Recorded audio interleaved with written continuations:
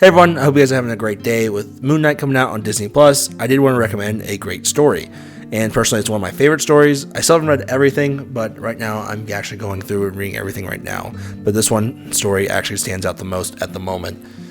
So this story I've enjoyed a lot, and I think it's a great read if you want to either have a story that's a complete mindfuck or just a story to dip into the Moon Knight comics in general. I totally recommend it. So, Welcome to New Egypt takes place in the first 5 issues of Moon Knight Volume 8, and it was created by Jeff Lemire, and he actually ended up having 4 other artists in total working on this comic because the art itself was just absolutely nutty. So the story starts out in a mental institute where we find Mark Spector there, and he has no clue how he got there. And we actually wouldn't even just see Mark Spector, we see his whole cast of characters who's always been with him through the comics. You know, we have his longtime girlfriend Marlene, we have Frenchie, one of his best friends, who was a mercenary with Mark Spector, and we even have Gina, who was the lady who worked the diner with Jake Lockley, one of Mark Spector's other personas. So essentially they're all in this mental institute, they're all just drugged out of their mind, and you don't know what's real and what's not real. So the first few things I thought was really cool is in the beginning, Mark Spector's watching TV and he sees Moon Knight TV. And he's like, no, what the heck? I'm Moon Knight. That should not be a thing. What's going on? And the lady who'd work with Mark would be like, listen, you've been here your whole life. And he'd show all these drawings he would do. And he's like, you are living a false reality through Moon Knight. And you use these people around you as these characters are part of this false reality you have. And it's honestly crazy because what this story does is they make you have your own self-doubts about the character. We all know Mark Spector has been Moon Knight since mid to late 70s to now. But when you read this, you question, is it all in his head? Is this true? Because the thing is, say he'll fight a guard and he's he looks like this monster, I'm gonna fight, and he knocks him out. And then as soon as he knocks him out, he realizes that they're just normal people. And it makes you really think, is Mark Spector crazy? And we all know Mark Spector's crazy because he's a history of multiple personality disorder, but we don't know to what extreme this has been the whole time. And that's why this story is just so good. And personally, I'm just winging the story. I usually script my stuff out a lot, but I do want to just tell the story how it is. And anytime I think I have anyone who wants to read anything about Moon Knight, I go, read New Egypt. And I've read New Egypt when I first started reading Moon Knight a few years back, and with this being the first story I ever had, it completely blew me away. And till this day, it's still one of my favorites. Now, from here, I do want to talk about the art, and then we'll move on to the good, the bad, and the ugly. The art is amazing.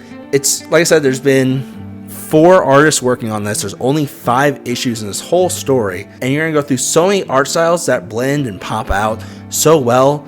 With the story itself being just this crazy journey, the art definitely matches the same vibe as what you're feeling and reading through this whole thing. So I give fucking strong kudos to the guys who made this.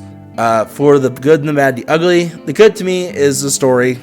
Usually that's when I say the good, it's always the story for me. It's just a mindfuck of a story. And especially if you don't know Moon Knight, I think it makes it even better because you don't have that background, that foundation, and you don't know what's truly happening, and that's what makes this so good. So this story, it makes it really doubt Moon Knight and his whole history altogether, and I never really get to see a story that makes you doubt everything you know about a character like this one, and I doubt we'll see something like this at this level anytime soon. For the bad, I really don't have anything. I really don't. I know there's a critique I could do if I thought longer on it, but there's nothing I can really think of at the moment that I think is truly bad for the story. Maybe the bad I could say when it goes to the next storyline after New Egypt, it feels it's all so blended that it should have all just stuck together the whole time instead of be broken up in half. Because once you finish Welcome to New Egypt, you're going to want to jump into the next storyline immediately. And then for the ugly, I think there's going to be some confusion. So Marvel's Unlimited app, they have a Infinity series, which they also call New Egypt, and essentially it's literally the same exact story, but kind of formatted a little bit differently. So it's it can get confusing, right? Because when you look at the volume 8, it shows it's five issues only, but when you go read Welcome to New Egypt through the Infinity comic series, it's 9 issues, but also because it took part of another part of the story. So it's just kind of you just have to be aware. You know, like I said, I recommend reading it from volume 8 because it's all condensed. It's a lot better. And the Infinity Comic one wasn't bad, but I think if you're looking for just New Egypt, that's probably the best one to do. But other than that, guys, I hope you guys check it out. Like I said, I really enjoyed it. I hope you guys enjoy it. And if you guys have any suggestions on anything you guys want me to read, I'll definitely check it out. And if I like it enough, I'll even make a video on it. So other than that, guys, I hope you're all having a great day, and I'll check you guys out later. See ya.